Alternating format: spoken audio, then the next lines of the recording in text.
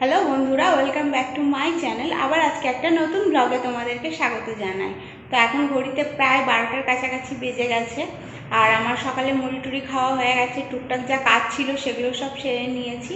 তো বুনু বললো আজকে ফ্রাইড রাইস খাবে, তাই ফ্রাইড রাইস করার জন্য খানিক বাজার গিয়েছিলাম। বাজার থেকে জিনিসপত্রও নিয়ে চলে এসেছি। তো কী কী নিয়ে এসেছি সেটা তোমাদেরকে দেখাই। বাজার থেকে ক্যাপসিকাম, গাজর আর বাসমতি চাল, আর এখানে পনির নিয়ে এসেছি ফ্রাইড রাইস করবো বলে। আমার সকালে পুজো করাও হয়ে গেছে, যেহেতু মারা নেই সেই জন্য আমার পুজো করার ছিল, তো সেটা করে আমি বাজার গিয়েছিলাম।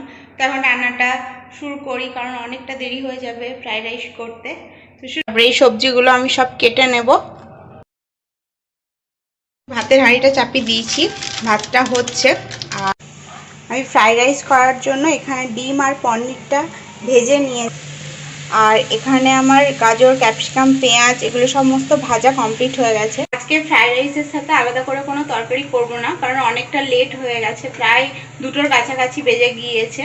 তো ওই জন্য ডিম, পনির আর যা সবজি ছিল সবকে এক জায়গায় দিয়ে আমি ফ্রাইড রাইসটা তৈরি করব। আর একটু রায়তা করব। রায়তা করার জন্য শসা, পেঁয়াজ, গাজর এগুলো কেটে রেখেছি।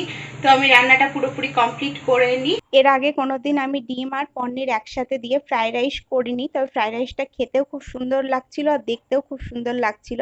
আর রায়তা দিয়ে তো দারুণ লাগছিল খেতে। তো বিকেলবেলা একটু চা খেয়েছিলাম, যেহেতু দুপুরে খেতে দেরি হয়েছিল। আর একটু বাড়িতে ছোলা ছিল, সেগুলোই খেয়েছিলাম। তো ভিডিওটা এখানেই আমি শেষ করছি।